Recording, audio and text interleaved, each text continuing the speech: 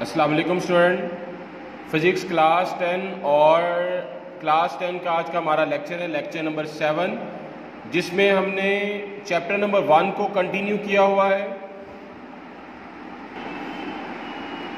तो lecture start करते हैं और आज का हमारा फर्स्ट जो टर्म है वो है वेव। वेव क्या होती है? आपको पिछले लेक्चर भी मैंने बताया था कि अगर आप पानी से भरे हुए टब के अंदर पेंसिल को अप और डाउन इस तरह से मूव करें तो आप देखेंगे कि वेव जनरेट होती हैं, और वेव जहाँ से जनरेट होती हैं वहाँ से मूव करती हैं दूसरी साइड पर। तो वेव बेसिकली क्या है? Wave is a disturbance in a medium. जब आप मीडियम के पार्टिकल को डिस्टर्ब करते हो तो उस केस में वेव जनरेट होती हैं, और ये वेव एक पॉइंट से दूसरे पॉइंट तक ट्रेवल करती हैं।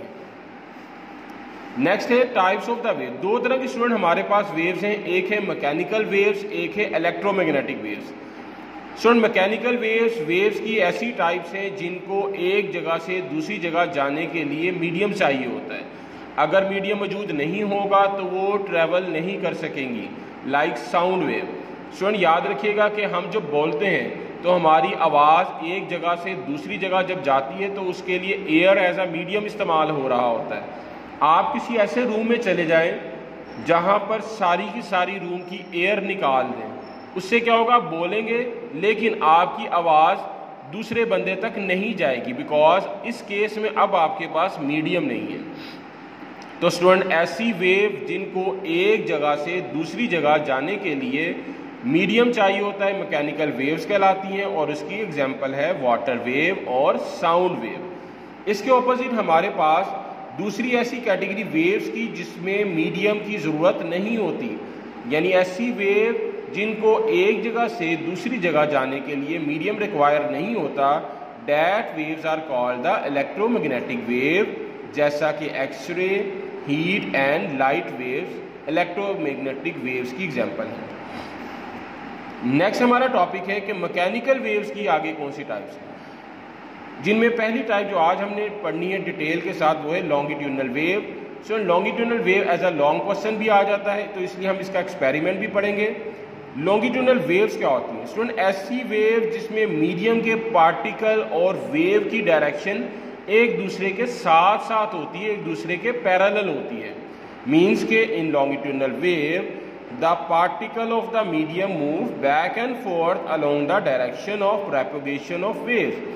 ऐसी वेव की टाइप जिसमें मीडियम के पार्टिकल और जिसमें वेव्स एक दूसरे के साथ साथ बैक एंड फोर्थ या फिर एक दूसरे के पैरेलल मूव करती हैं, मैकेनिकल वेव की ऐसी टाइप्स लॉन्गिट्यूडनल वेव्स कहलाती हैं।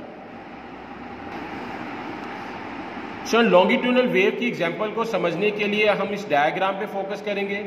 हमारे पास एक स्प्रिंग है जिसको हम स्लिंकी कहते हैं। स्लिंकी एक ऐसा स्प्रिंग है जिसकी सॉफ्टनेस ज़्यादा होती है, मतलब ये कि बड़े आसानी के साथ हम इसमें वेव जनरेट कर सकते हैं, हार्ड स्प्रिंग नहीं होता।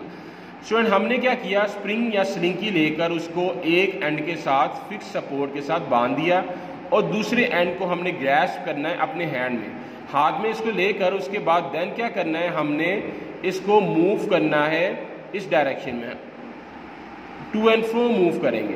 स्टूडेंट इस टू एंड फ्रो मूव करने से क्या होगा, जैसे ही हम इसको अंदर की साइड पे कंप्रेस करेंगे तो हम देखेंगे स्प्रिंग के जो लूप्स हैं वो एक दूसरे से करीब करीब आ जाएंगे, और यहाँ पर इस चीज़ को हम कहते हैं कंप्रेशन, जहाँ पे वेव के पार्टिकल एक दूसरे के पास पास होते हैं।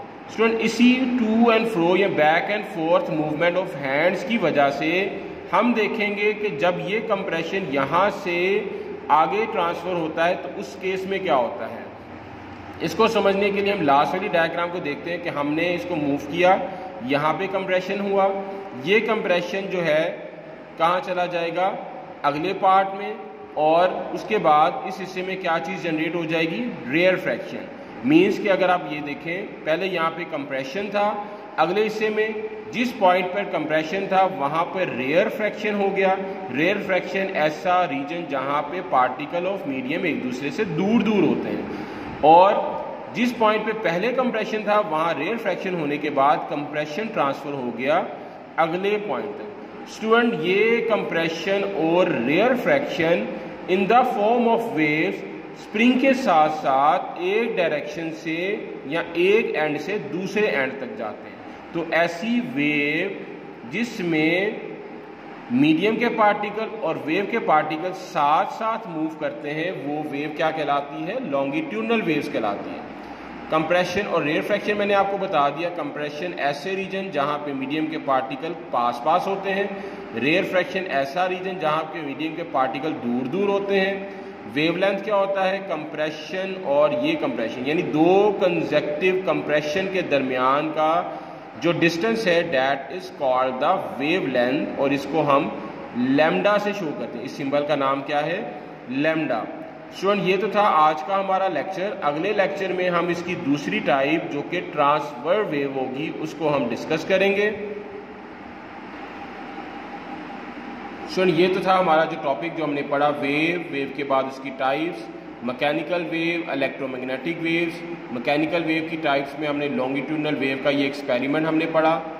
उस एक्सपेरिमेंट के अंदर कंप्रेशन और रेयरफैक्शन था। उसके बाद लॉन्गिट्यूडनल वेव्स के अंदर हमने वेवलेंथ के बारे में भी डिस्कस किया और ये लॉन्गिट्यूडनल वेव की डेफिनेशन।